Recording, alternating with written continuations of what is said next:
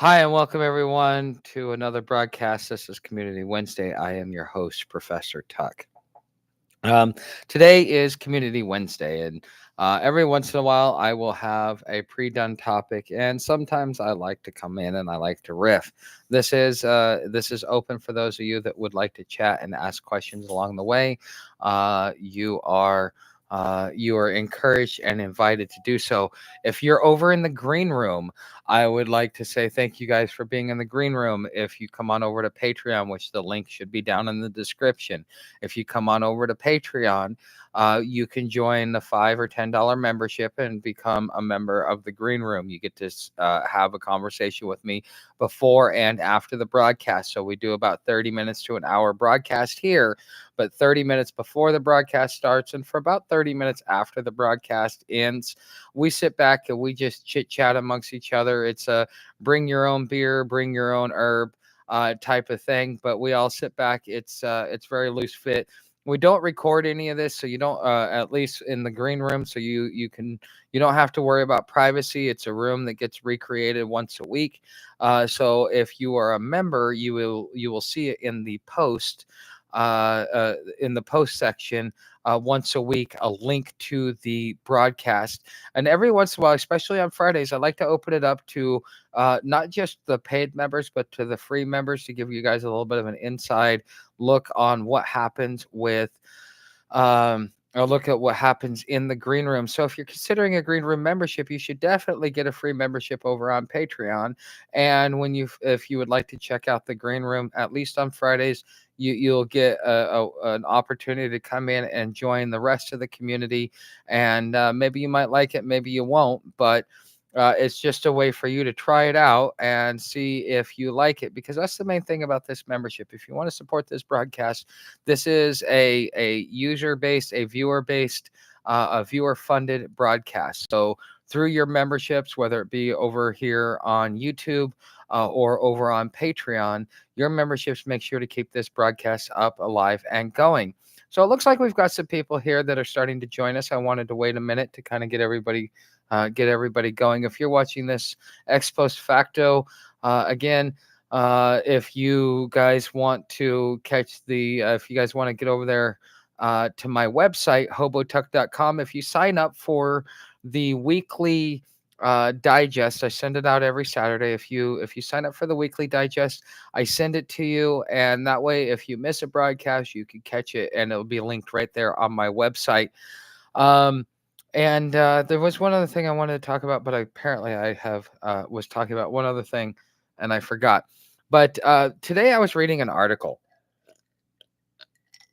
In this article, it was talking about how, because I'm over on LinkedIn, and over on LinkedIn, this is kind of how I'm prospecting for sponsors. And being over there, I'm becoming part of the LinkedIn community. Community is, at least in my definition, is a group of people that are moving with common goals, common interests, and are like-minded in some ways, whether it be their goals, their interests, or their connection. So your community can be a hybrid. My community's hybrid. I've got a community in Concho, Arizona. I'm building a community here in Maryville. I have an online community with my community here. Plus, when I'm in social media, that's another community. And so you participate in different communities in different ways. And it's very important to understand that there's a distinction and that you've got to compartmentalize. And each community has a purpose and has a function. My community in Concho, and for those of you that are looking to buy a piece of land, if you go over to see Stephanie at openairproperties.net, and you're looking for owner finance, off-grid land, she has land in Concho, um, in Colorado, and in Arkansas. If you use the promo code Friar Tuck when you send her a contact, in the promo code, if you use Friar Tuck, you get $50 off of your deposit. It's $249 as a document fee.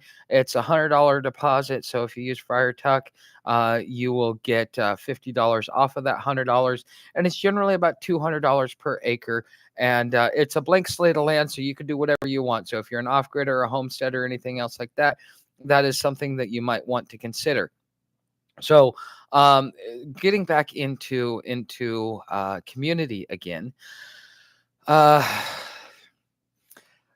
being on LinkedIn and prospecting, I'm starting to join different communities. I'm starting to get into privacy first technology. I'm also looking to, and I've got some interviews or some meetings that are scheduled with people that I'm potentially interviewing. And these are people that are either in the off-grid, eco-based,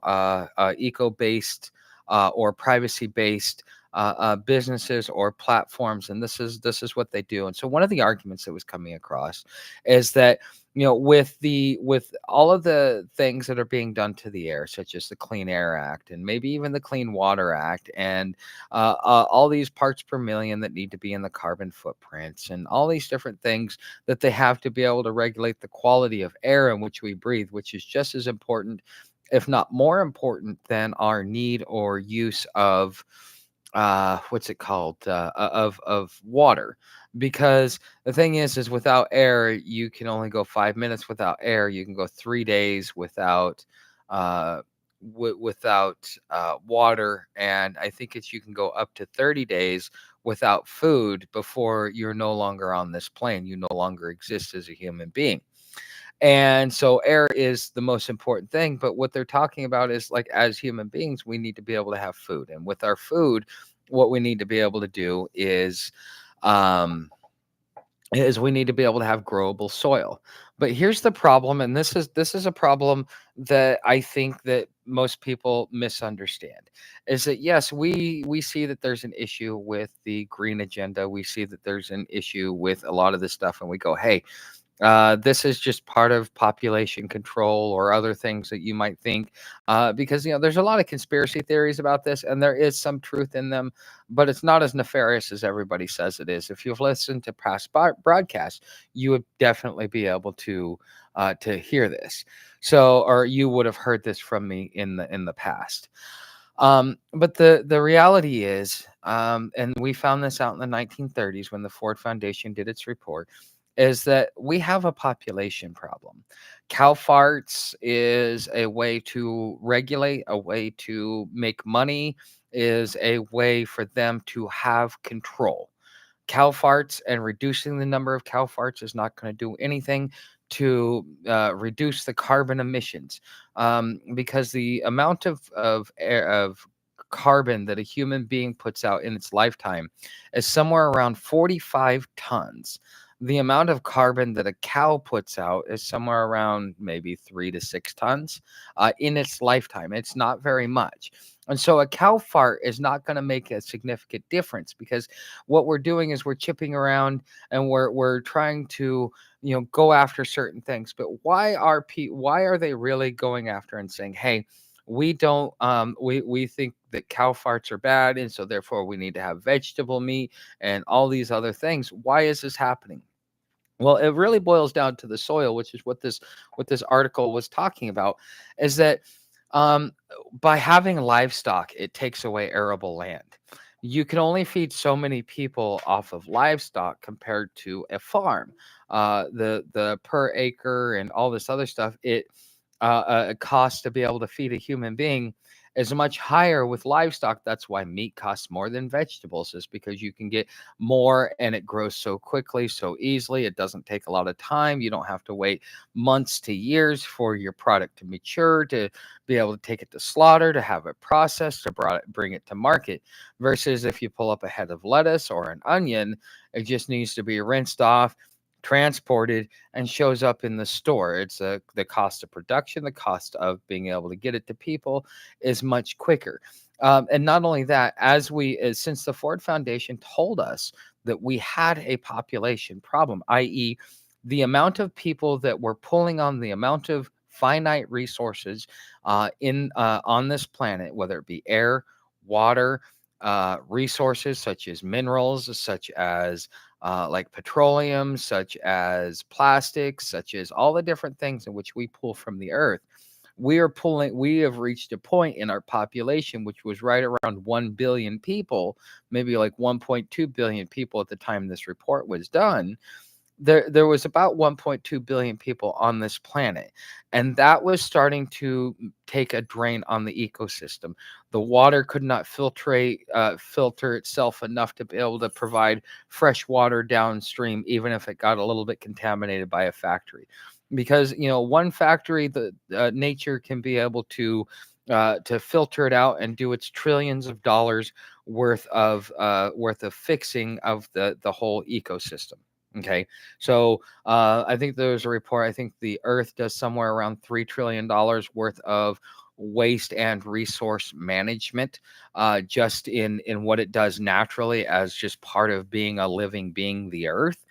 And so, by going from one factory to five factories, now all of a sudden you start having more and more trouble getting to that point where you can uh, into having trouble getting to that point where can the ecosystem filter itself out and still maintain its balance to provide clean water, not only to us as humans but to animals. That's the deer, that's the field mouse, that is the bear, the wolf.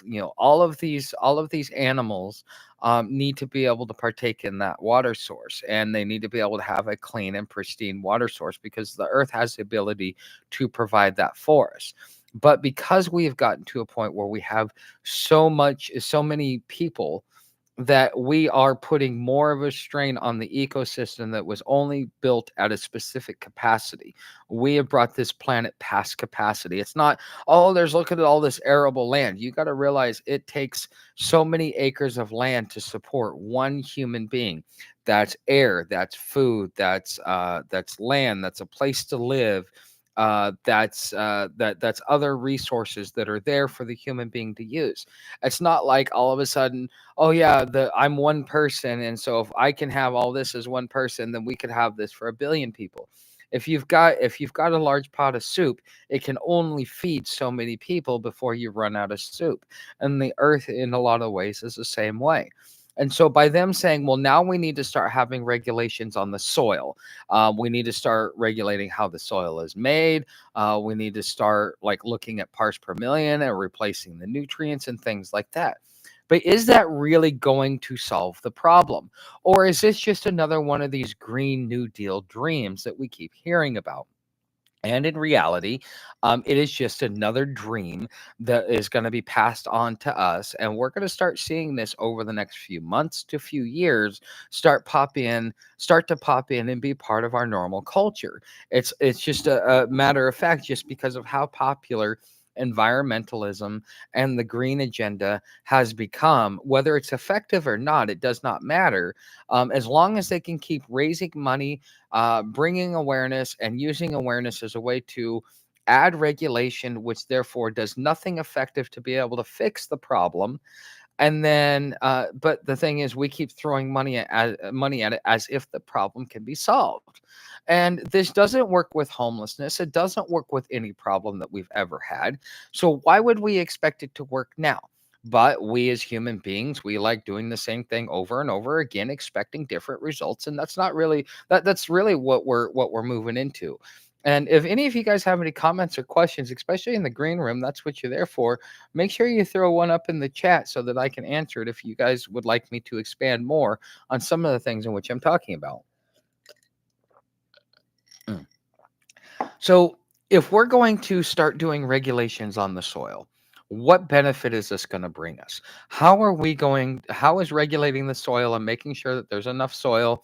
Like who gets control? What is the slippery slope? How are we going to benefit? And is this ever going to be effective? So, who is going to be in control? Well, in something like this, because just like they gave open mandates to the EPA on being able to protect the resources, this will just be another open mandate that will be handled by the EPA and other subservient organizations that are very similar. Okay. So that's it, who's going to be in control. And the slippery slope is this, because the thing is it's not necessarily going to be effective.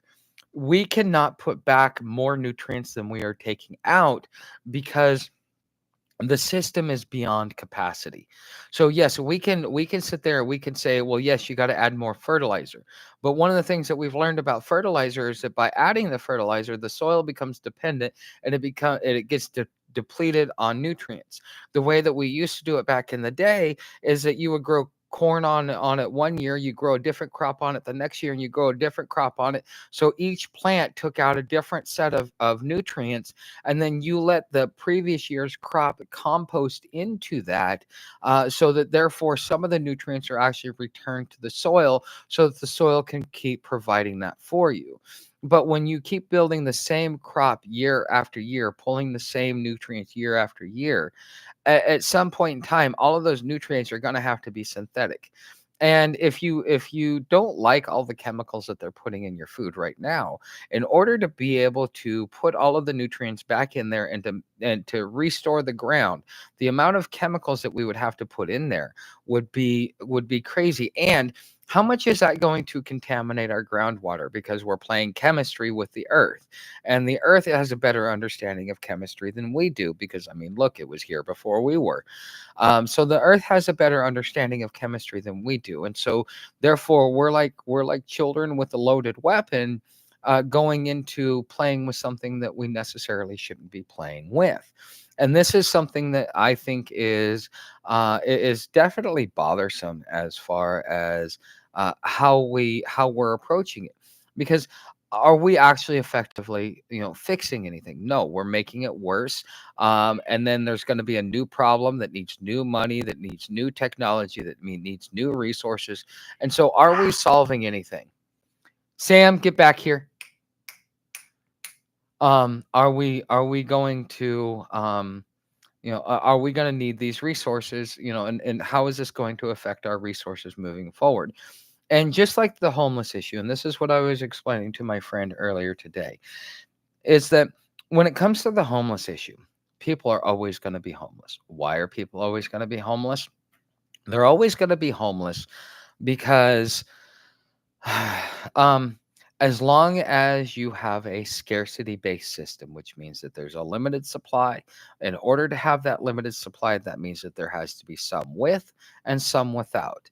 In order to be able to raise the price, you have to have more people that want something but are going without. So, in order to drive up the housing market, in order to drive up all of this stuff, what you will have to do is um, what you will have to do is increase homelessness, because by increasing homelessness, that means it's much harder to be able to get a place, which therefore makes an artificial demand on the actual product, the end product. So as they keep creating the system of scarcity and perpetuity or perpetuity, the homeless will always be there. So these not for profits, after a while, they realize, okay, this is the way it is, it's going to be the way it's going to be, and oh well, we're just going to have to deal with it. But what they end up doing is 80 cents of every dollar makes it to the end product, i.e., the homeless person that people are donating money to be able to help. Why? Because most of it is making it to the is going into administrative staff to be able to keep the company going. So the company is exploiting a crisis, i.e., the fact that people are unhoused in a country that is supposedly so rich that people should not be homeless or unhoused, and and so therefore they're exploiting that, because they know that people have a heart, that we are one of the most charitable nations. So why not exploit that? Keep the money for themselves, let very little of it get down there, and keep complaining about how homelessness is becoming a bigger and bigger issue, while continuously exploiting those who are in or experiencing homelessness, keeping them in that same position. Because the thing is you're getting money because of the homeless issue. You're getting money because you have a larger group of returning clients. So it is in your best interest to put a band-aid on the problem, not to fix it. We hear about this happening within the medical industry as well. And this is something that, if you start looking at every system that we have in these United States, you would definitely be able to see some sort of pattern that goes along with this. And if you guys disagree with me, I would definitely like to know. I think I'm right. You might think I'm wrong. And if you think I'm wrong, let me know why. You can't just say you're wrong, because that's just an idiot's response. If you're going to give me a good response, let me know what you really think and why you think I'm wrong. If you think I'm right, I would love to know why you think I'm right, more than just you're right. Okay. So with that being said, I would love to get some feedback from you guys. Um, well, let me ask, do you have any questions on anything I've said? Okay, it's all good. Okay. So my host, I asked if they had any, because this is a they them. Sorry, I had to throw that out there. Um, uh, this is one. Never mind. I'm being facetious. This person isn't into anything like that. It's an inside joke between the two of us. Okay. Um, oh, hey, what's up, Mitch? Nice to see you. So to it's a big stretch to presume that when they talk about reducing carbon, they actually mean people. We are, after all, carbon-based life forms. Um, well, the thing is it's about if you're hey, what's up, Smoking Outdoors? Yeah, hit that thumbs up, folks, and subscribe. So it's a big stretch to presume that when they talk about carbon, they actually mean people. Well, the thing is, it's more than just carbon. It's about resources. It's about water. It's about food.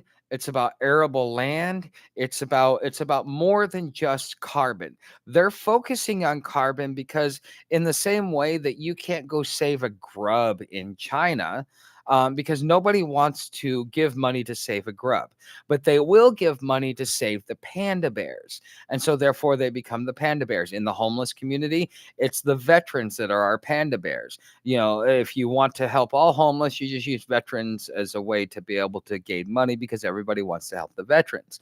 Okay, so carbon is the panda bear of this. In reality, by reducing our food supply, by reducing our nutrients per calorie, and destroying our arable land, they are leading us down the path of mass starvation, whether we want to or not.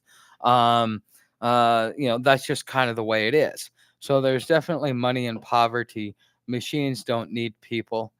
Um, yeah, there's definitely, yes, I agree with you, Mitch, that there is definitely money in poverty. Um, it's if you look at it, but if you look at how the homeless industrial complex works, and then go look at anything else, go look at the military, go look at how they do their projects and how they do their R&D for new weapons, and how much money gets wasted. Like, you got $2 million bullets, like, the thing is it becomes money laundering and extortion or exploitation at that point in time. But because it is a set up system, because everybody's getting their palms greased, because the politicians are getting campaign fundings, they're getting kickbacks, they're getting positions, they're getting influence, plus they get to regulate them. So if they ever want to squeeze them for a little bit more than what they already got, they'll be able to get it, because what they want is they want to keep the Ponzi scheme going. It doesn't matter. Go look at any industry, any major influential industry, the medical industry, the military industry, the homeless industry, the housing industry. You go look at it, it's all the same. It is. And so, therefore, you stop wondering if this is a flaw in our society and start wondering, is this something that is designed? Did they design this for us to be able to be exploited, so that those at the top could get the most resources while exploiting those at the bottom for their own benefit? So it came out, very little went to Haiti. Bus CC got a fancy house and wedding. Yeah. Um you could go to any third world country, and you could probably, for about $200, you could have something that here in America would be about a $10,000 wedding. What's up, Jason? Nice to see you. And if you guys have any questions about what's going on in the broadcast, always be sure to ask. But what we were talking about is, I took a long-winded approach to talk about how now they want to start regulating soil and how much nutrients in it and stuff like that, and just how it plays into the green agenda and what it is that they're actually doing. I mean, that that's the short and simple answer, Clyde. So wonder how much dude got paid to marry her.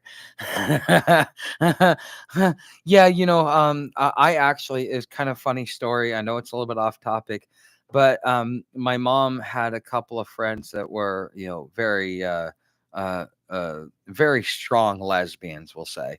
And they had another friend that was a lesbian that was here undocumented illegally, and they were about ready to deport her. And the only way that she could stay in the country is if somebody was willing to marry her. Part of me wishes I almost would have taken her up on the deal, but it was like, I'm not going to marry you and then never get to do anything with you. So no, it's not worth it for me. But I almost did something like that. But it was basically I was going to get married to somebody, and then I was stuck being married to that lady for 10 years. So if I actually wanted to get married, I couldn't.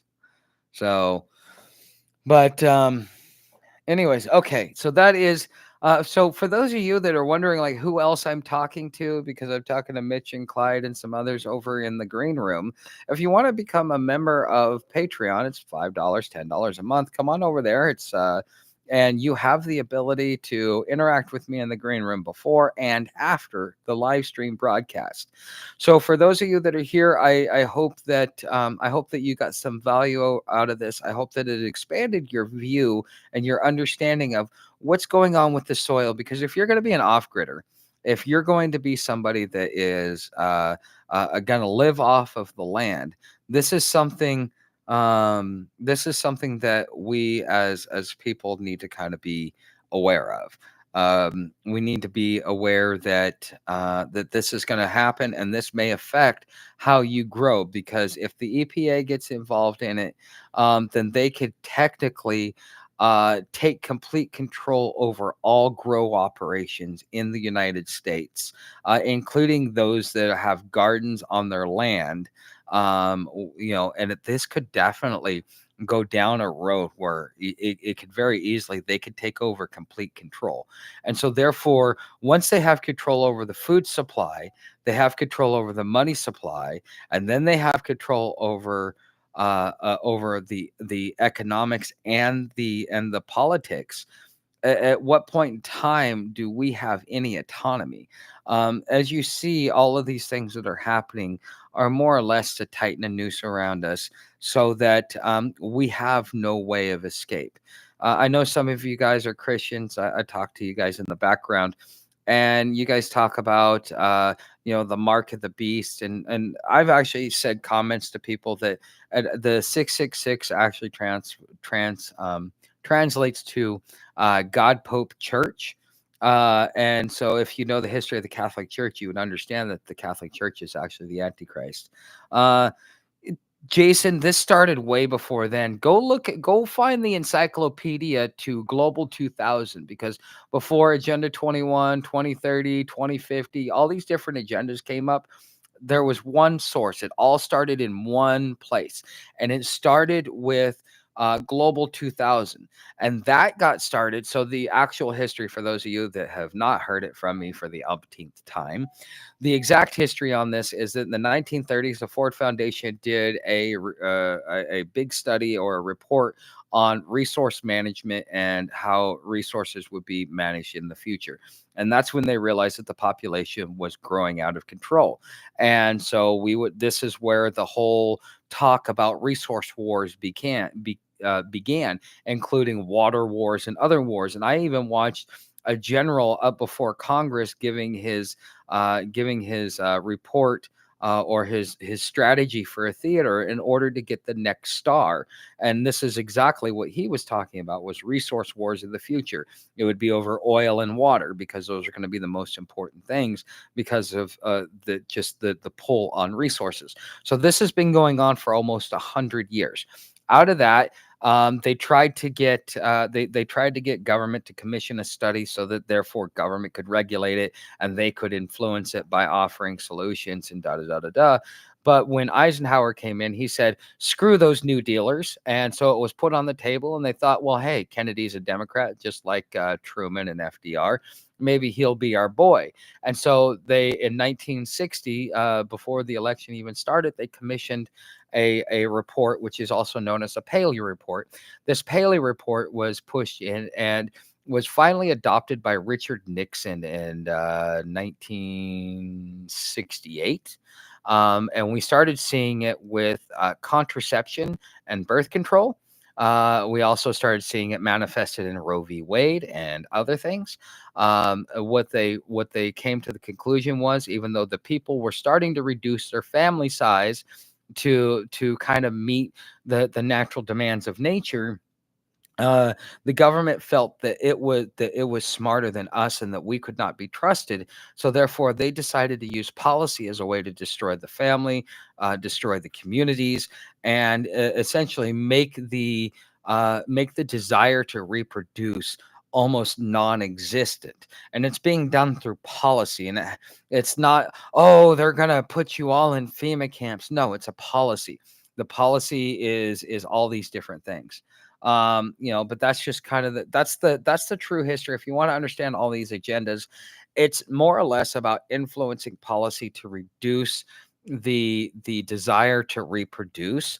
But the thing is, in doing that, they destroyed the human being so much that the human being is no longer recognizable by our ancestors 100 years later because of some of the natural things that we do that we consider humane that they would just consider atrocious, such as you see something, say something. When did we become snitches on our neighbor? That's something, to the point where you've now got Karens that walk around neighborhoods with their cell phone speed dial on 911. I feel unsafe. This grass is too long. And then you've got HOAs and all this other stuff.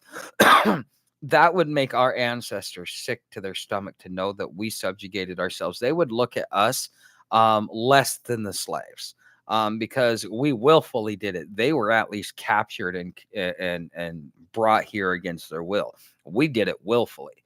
And if we really wanted to be honest with ourselves, if you know what freedom is, because we've talked about it over the last 2 days, if you know what freedom is, then you know that that what we're doing is so far off base that we deserve to lose everything because we as a country have lost our way.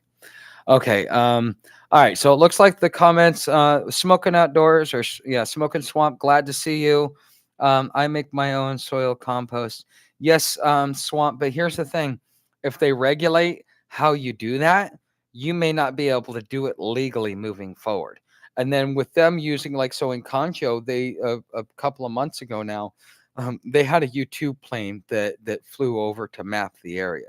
Now, if they're looking at soil, because now the EPA has a new mandate, which now means that they want to have access to those aerial visuals, then now they can come and they can do whatever, and because they've already got to see it. So if you're going to do stuff like that, you got to understand that you're going to have to be very careful and understand that you are under surveillance and you won't even know it, because how high can those U-2 planes fly without being detected? And it could take pictures of everything. They go into combat zones. So it's much easier to do it over us than it is to do it in a combat zone. So this is how they're mapping the whole country, and they're using dissidents and which, let's define dissidents. And then they're also calling it, for the illegals, that's what they're using it for. But once they've got the data compiled and the other agencies have access to it, what are they going to do next with it? How are they going to use it to benefit them in their mission that they've been given? And even though they think they're doing right, are they really doing right? Because they look at the rest of the world as they're subjugated to them because they're so drunk with power, they don't know the first thing about humility. With that being said, guys, thank you for being here. For those of you that are in the green room, hold tight for just a minute. You guys can go ahead and unmute. I will see the rest of you tomorrow, same bat time, same bat channel.